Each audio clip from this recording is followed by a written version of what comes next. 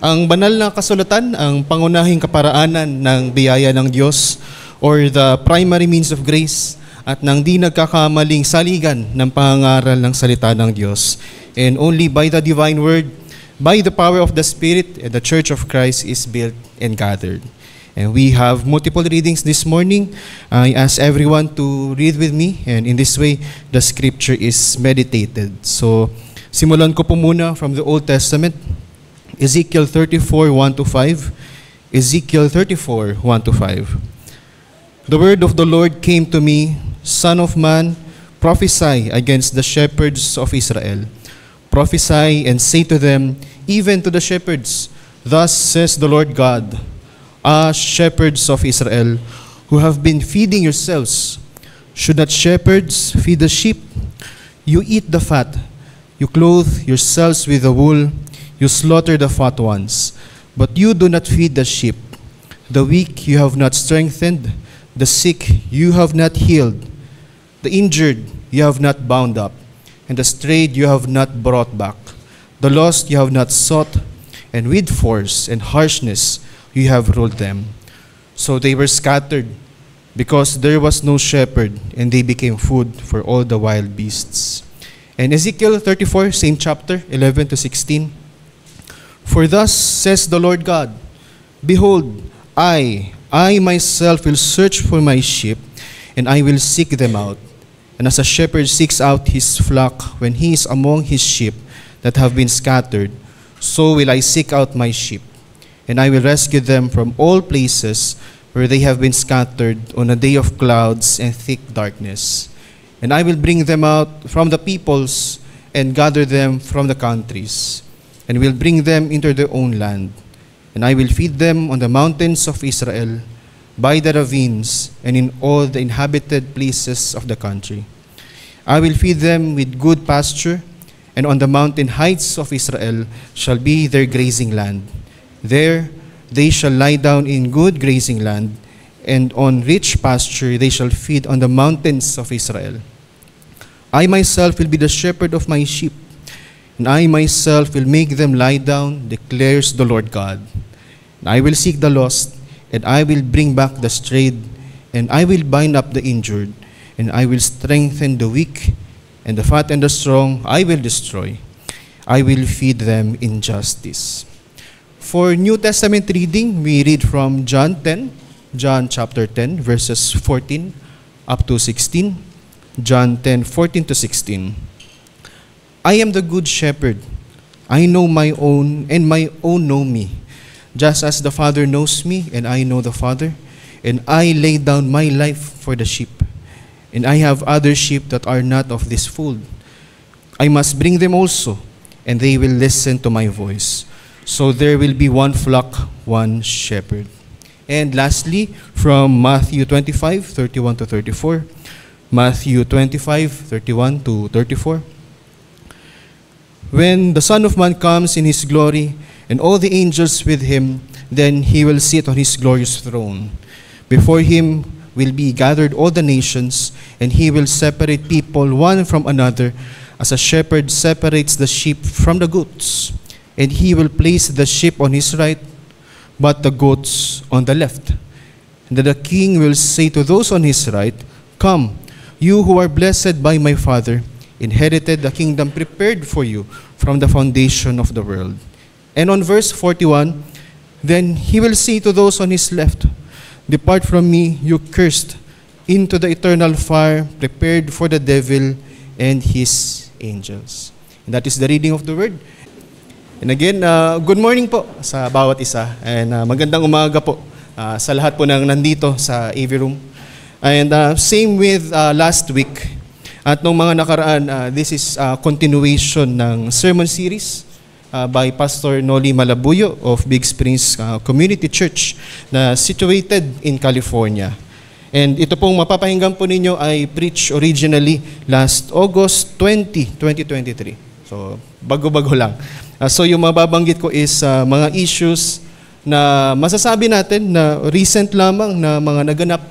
And I will tell them in a spirit of guarding you as flock of the Lord. And speaking of happenings lately, noong August 2020, which is a time of pandemic, may isang sikat na pastor at author sa Texas na nanguna sa isang prayer meeting. Ang sabi niya sa prayer, so imagine niya po kung paano niya po sinabi yung ganitong mga salita at kung paano niya i-address ang Diyos. Basahin ko po, take note, nagdadasal po siya sa ganitong situation. Ang sabi po niya, your church, your pastors have broken your heart by favoring one skin color over another. O Lord, have mercy on our souls. How dare we? How that must nauseate you, O Lord. Yun po ang kanyang mga salita. And remember, this is praying. And later, noong February 2021 naman po, isinulat naman niya, and I quote, "To be clear, I believe in the traditional biblical understanding of marriage, but I also believe in a God of unbounded grace and love. LGBTQ must be respected and treated with love. They are beloved children of God because they are made in the image and likeness of God." End of quote. At sino po ba ito pong tinutukoy ko na pastor at author? Siya po ay si Max Lucado. Marahil may ilan po sa inyo na kilala siya or acquainted sa mga writings niya. And isa po siya sa mga hindi mabilang na mga pastor at author and mga teacher who have gone woke. W-O-K-E. Woke. Ang ilan sa mga pastor na ito ay nagdudulot ng dissension sa kanilang mga iglesia. At ang malungkot pa po, may mga humantong sa pagkawasak ng kanilang iglesia. And may mga ilan na umalis, or ang mas malungkot pa po is that may mga umalis even sa Christian faith. At marahil po sa inyo ang magtatanong, ano po ba yung meaning nitong word na woke?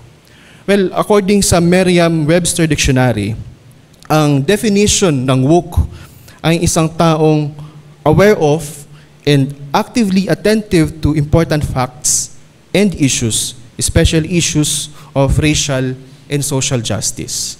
So yun po yung dictionary definition. Hindi ko man po ma-explain yung kabuuan ng propositions of this woke propaganda na nakakarating po dito sa Pilipinas through social media and affecting the minds of younger generation and dahil na rin sa influences ng US sa atin. Kaya we must keep alert. Kaya nga po, patuloy natin kinakatechize ang mga bata. And necessary din po para sa ating mga adults to be catechized also. And as we examine through the light of the truth of the Bible, which is God's revelation, and this woke propaganda, number one, it denies the accountability of our actions. Number two, what only matters is the material world. Number three, it rejects matters of religion and faith, and for the sake of just mindlessly believing this propaganda. And number four, finding racism, sexism, and hatred in everything. And panghuli, and this is just following the current fad. Ibig sabihin kung ano pa yung nauuso lamang sa panahon ngayon, just for a show. This is just for a show. So, may kita po natin how unbiblical this teaching is, and this is a mockery of God. At ang ina-elevate ay ang mga sarili natin at sarili nating perception ng realidad.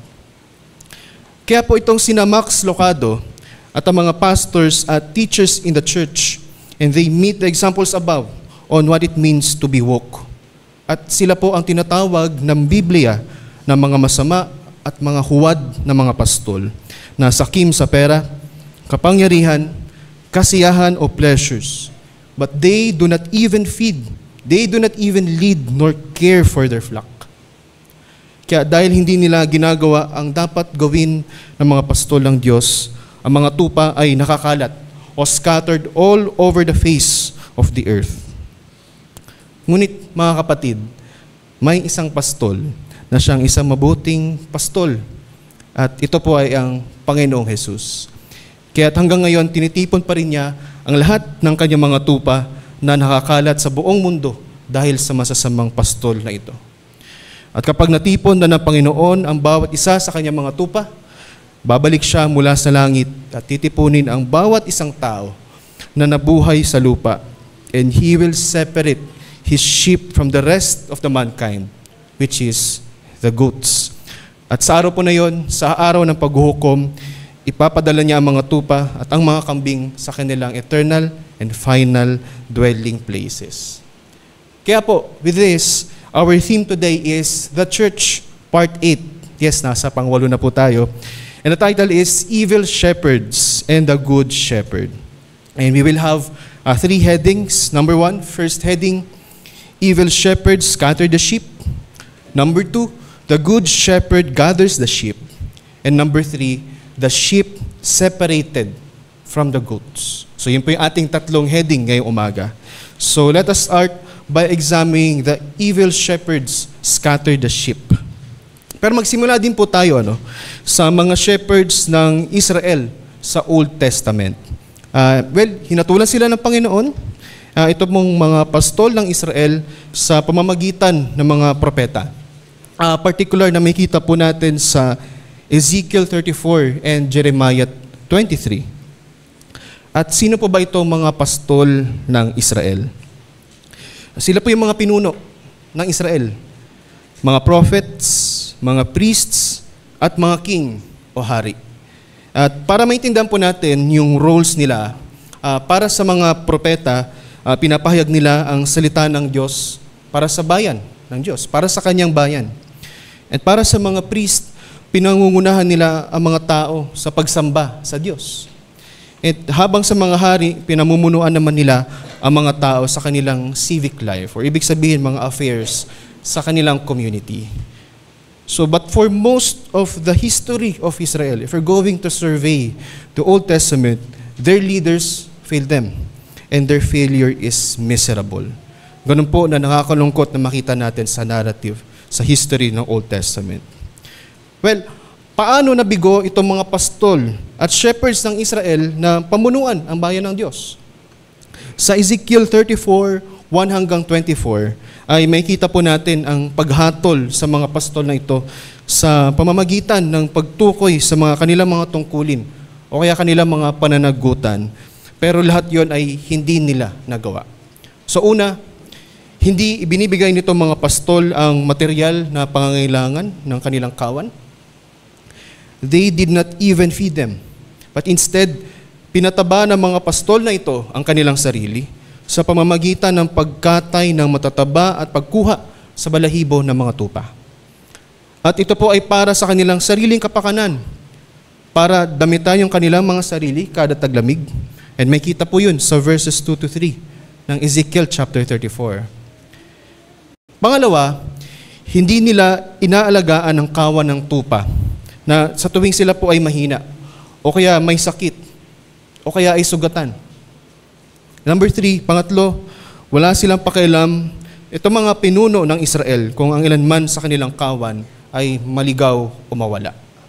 At pang-apat, pinamumunuan nila ang kanilang kawan gamit ang puwersa at kalupitan. At ito ay para makakuha ng maraming kapangyarihan at pera mula sa kanila. In lahat po yan ay may kita naman sa verse 4. At ano po ang naging resulta ng kanilang kasamaan at huwad na pamumuno? And noong mamuno ang mga masamang hari, inakay nila ang mga tao sa masasamang landas. Gaya po ng idolatry, sexual immorality, paglapastangan sa Sabbath, katiwalian, at mga karahasan at pang-aapi sa mga mahihirap.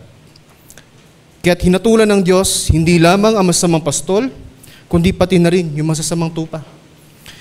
Nagpahayag ang propetang si Jeremiah ng salita ng Diyos laban sa mga pastol na ito.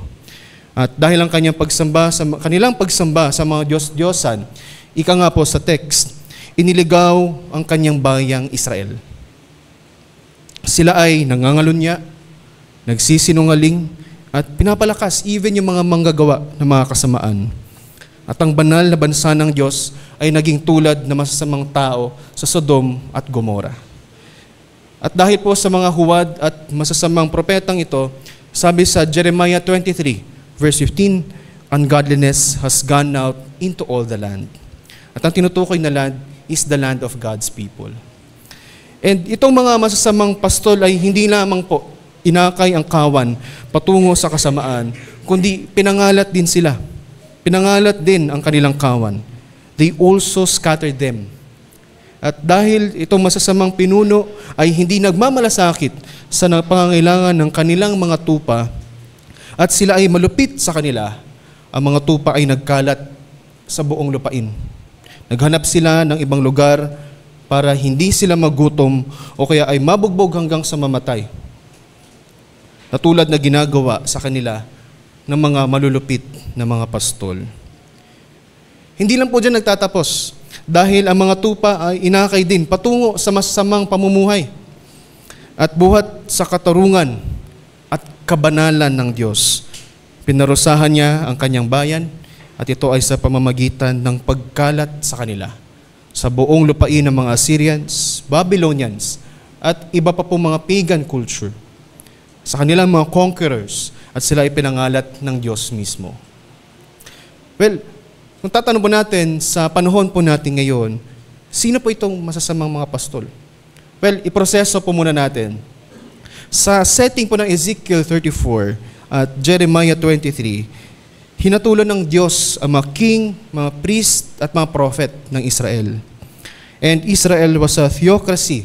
Ibig sabihin po ng theocracy, meaning every aspect of their lives, kasama po yung moral, ceremonial, and civic, and these were all under the rule of God Himself.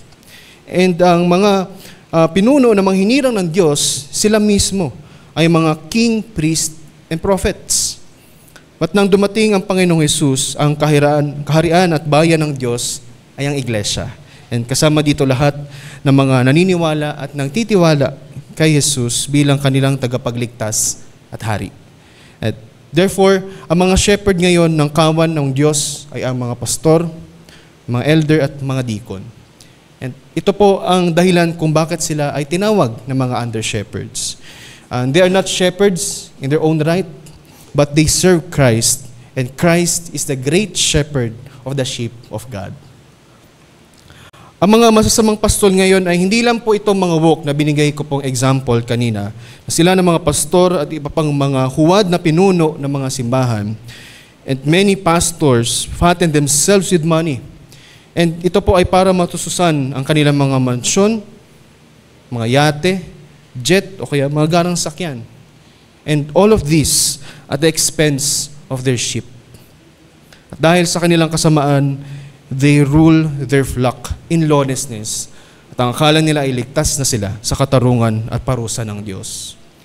Take for example, a church called Mars Hill Church, kung familiar man po sa inyo. Ito po ay isang non-denominational evangelical church, mega church pa nga, sa Seattle. Dati meron po silang mahigit 12,000 na attendance weekly. Ang dami po no? 100 lang po tayo. Well, pero dumating sa point na ito pong church ay pinamunuan ng mga pastor who ruled like a tyrant. At ngayon po, nasaan na po ang simbahang ito ngayon? Sadly, wala na po. Ang kanilang pastor na ito ay nag-resign at ang mega church ay na-dissolve. And nasaan na po yung mga tao who once belong in this church? They were scattered. Nangalat na rin po sila. But nakakalungkot man po, ilan po sa kanila ay tuluyan na rin umalis sa pananampalataya. May isa pa pong example, isa rin po mega church naman sa Fort Lauderdale. May kita naman po yon sa Florida. Dati, ang weekly na dumadalo po sa kanila ay mahigit 1,000. So dahil ang pastor ay nag-rule na parang diktador at nakatanggap po siya ng $250,000 US. Sa exchange rate po ngayon, around 14 million po yun eh. And yun po yung kanyang sweldo every year. At dumating po sa point na about 200 sa mga kanilang miyembro ang nagprotesta. Ito po ay dahil sa kawalan ng financial accountability and transparency ng kanilang iglesia. Ano po ang ginawa ng mga pastor? And iba pang mga leader nitong church. Pero sa halip po na makipag-usap sa mga nagpoprotesta, instead na magkaroon ng dialogue with those members who protested, instead to seek reconciliation, Ang ginawa po nila is that they excommunicated these 200 members. Ngayon, ang nangyari is that ang weekly attendance ay wala pang 200. Well, mas marami po sila kaysa sa atin po ngayon. Well, sabi ko nga, nasa around 100 po tayo. And average po yun every morning. But ang point is, hindi po to laugh or to mock or makita natin na better ang situation ng ZCRC. Hindi po. At hindi natin dapat tingnan na hindi tayo prone sa ganitong klaseng situation at dealing ng Diyos in His justice.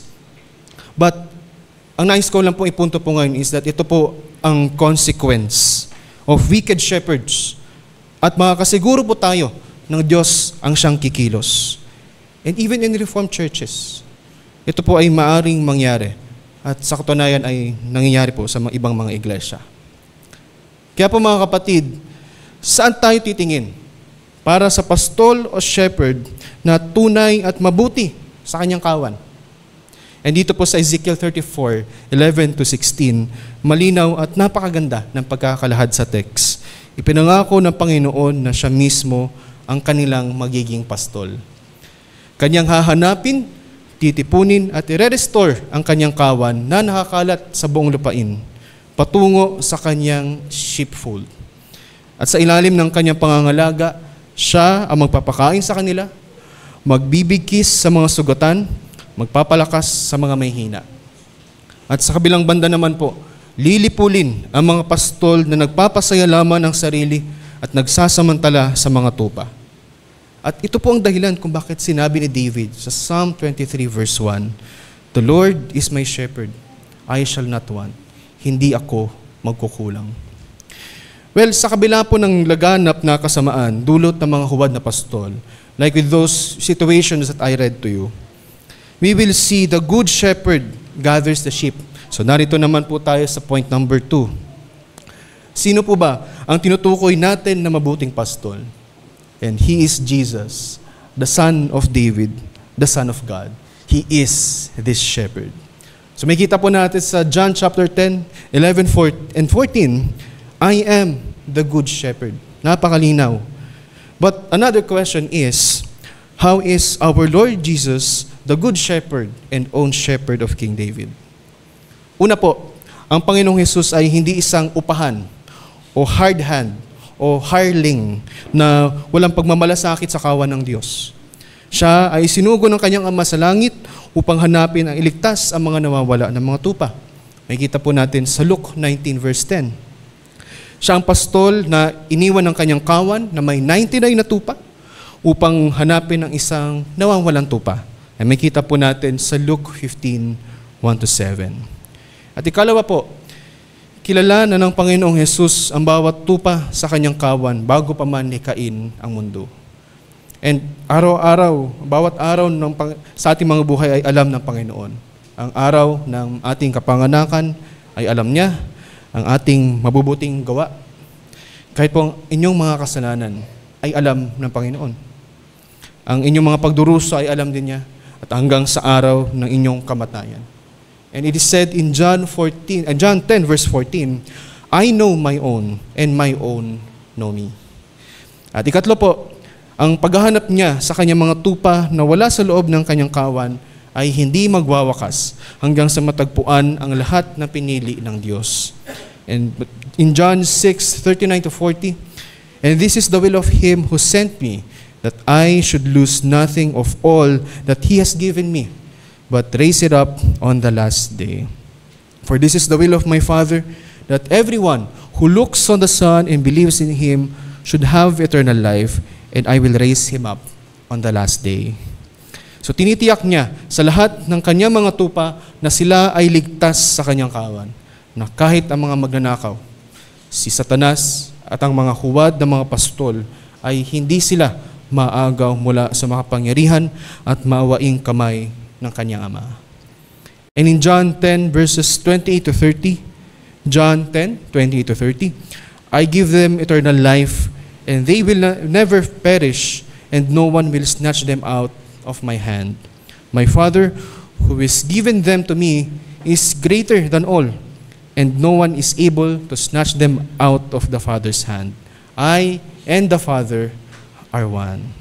At pang-apat at panghuli po, ang ating Panginoong Hesukristo, ang dakilang pastol ng mga tupa na nagbibigay ng lahat ng kanilang pangangailangan. And may kita po yan sa Hebrews 13 verse 20.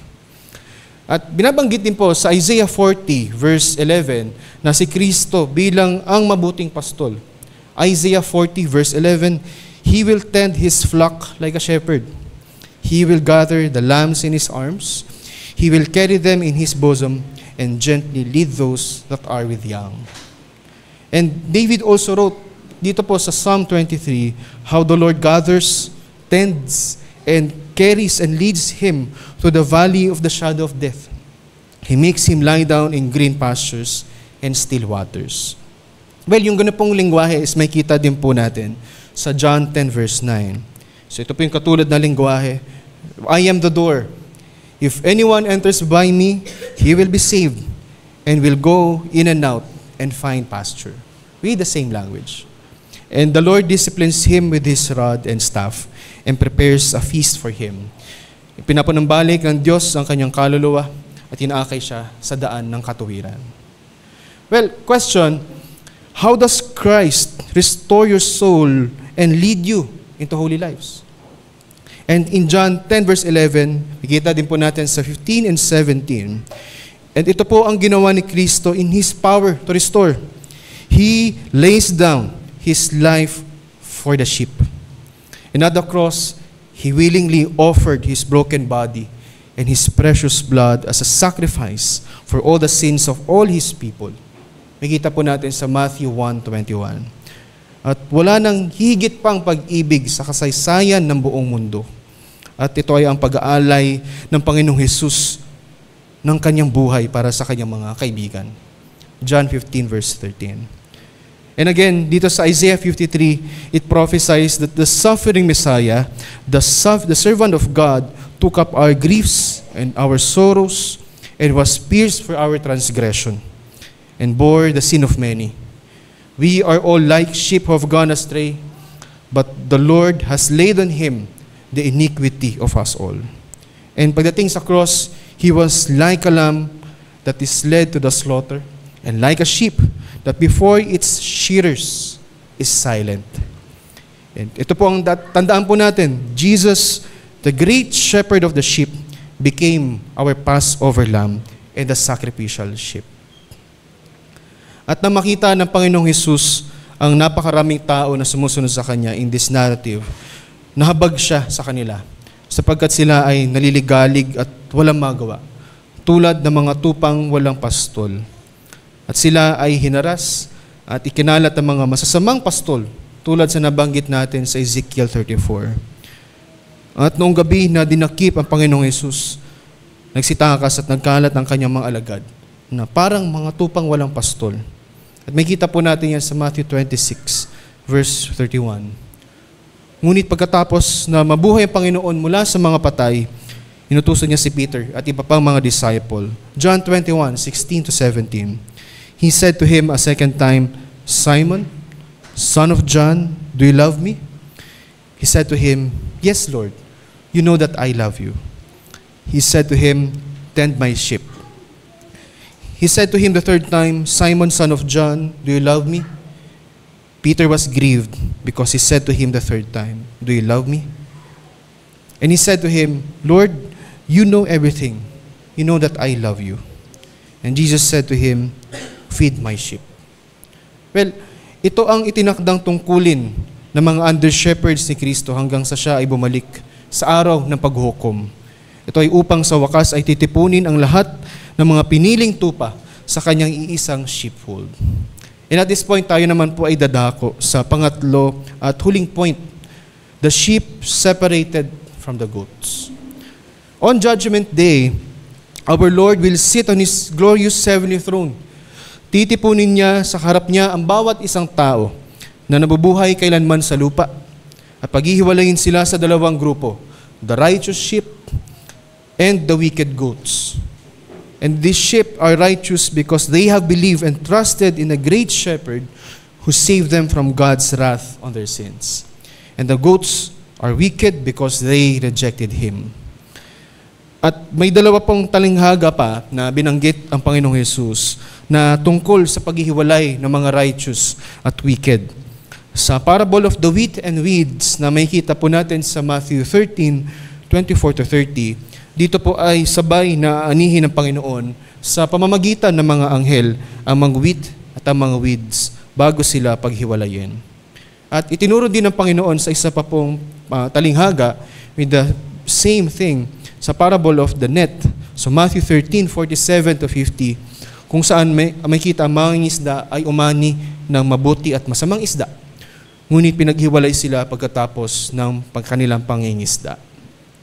And what is the outcome of this great separation on Judgment Day? Ang mababasa po natin sa Daniel 12:2, some to everlasting life, and some to shame and everlasting contempt. At pagdating naman sa John 5:28-29, those who have done good to the resurrection of life, and those who have done evil to the resurrection of judgment. Ito po ang tinuturo ng Panginoong Jesus sa Matthew 25. Sa mga tupa, sasabihin niya, verse 34, then the king will say to those on his right, come, you who are blessed by my Father, inherit the kingdom prepared for you from the foundation of the world. At sa mga goats naman, verse 41, then he will say to those on his left, depart from me, you cursed, into the eternal fire prepared for the devil and his angels. And the cursed will go into the eternal punishment, and the righteous into eternal life. Verse 46 naman. Another question, sino po itong mga matuwid o righteous? Ang mga matuwid ay mga taong may pananampalataya kay Kristo bilang tagapagligtas, and just as Abraham believed God, and it was counted to him as righteousness. May kita po sa Romans 4. Sila ipinalaya na mula sa pagkakaalipin ng kasalanan at naging slaves of righteousness. Romans 6:18. Ang katuwiran ng mga tupa ay pinakita nila sa kanilang pagmamahal sa kanilang kapwa-tupa, o pagmamahal sa mga kapatid kay Kristo, o pagmamahal sa iglesia. They fed them with food and drink, welcomed them as their own family, clothed them, comforted them when they were in prison even. Ang mga tupa ng mabuting pastol ay nagmamahal sa kanilang kapwa-tupa. At sino naman po itong mga sinumpa o cursed? They are those who hates Christ, who also hate Christians. At sa tuwing pinapersecute, hinaharas o even minamartiram ng mga goats ang mga kapatid natin kay Kristo, ipinapakita nila ang kanilang pagkamuhi sa Kanya. And to give you an example and to show what happens even sa panahon po ngayon, last year lang po sa Pakistan, sinunog ng mga Muslim ang 10 iglesia, nito mga Muslims, itong 10 churches, dahil sinasabi nito mga Muslim na nilalapastangan ng mga Kristiyano si Allah. At nangyari po yung persecution po na to sa araw-araw, pamumuhay natin. Lalo na sa mga lugar kung saan ang majority ng mga tao ay napupuot kay Kristo. And tayo po dito, kahit dito po sa Pilipinas, hindi po tayo exempted with this kind of persecution. And nasasaksihan din natin yung mga pag-uusig at hatred araw-araw sa mga wicked politicians, even sa mga celebrities, teachers, and even those who call themselves pastors. Kaya po, mga kapatid po dito sa Zion Covenant Reformed Church, we must ask these two greatest questions in life. The first one is this: am I a sheep or a goat? Do I demonstrate that I belong to the Good Shepherd by my righteous and holy life, by my love for my brothers and sisters in the church?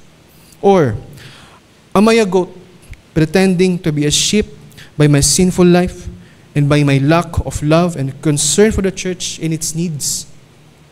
And the second greatest question is this: are my pastor and other leaders of my church good under shepherds who tend and love their flock by their sound teaching, counsel, and care for their physical needs? Or are there evil under shepherds who show no concern, compassion, or love for their sheep, who are straying from the good shepherd, who are harsh in their leadership, whose first love is shameful gain at the expense of the sheep? Kaya po, dapat po tayo maging mapagbantay at discerning tungkol sa ating sariling katayuan sa harapan ng Diyos. Whether tayo po ba ay tupa o goat. And for our own shepherds, are they even faithful to Christ, the great and good shepherd of the sheep? And when our days are done, we will find ourselves feasting at our good shepherd's table and dwelling in the house of the Lord forever. Amen. Let us all pray. Manalangin po tayo. O God our Father, we are like sheep who have gone astray. We are like weak, helpless, and foolish sheep. But you are our guide, our light, our protector, and our refuge. We ask your forgiveness when we don't rely on your might, but rather we rely on the strength coming from ourselves. We humbly confess that we cannot do it, and we are weak, but our prideful nature still leads us into dangerous paths. But as you draw us into the infallible instructions of your word, please draw us in all our hearts and wills. Teach us to love Christ. Strengthen our devotion to you, that our constant resolve in this life is to obey your word and to delight in your wonderful character and work. And teach us to long for the eternal consummation wherein your deliverance will be fully realized. And here, even in this world, we praise you, for you are our eternal King, for you reign over all. And in heaven, we will praise you, for you are our eternal King, and you reign over all still. And may our mouths be filled with praise, and our lives be filled with thanksgiving forever and ever. Amen.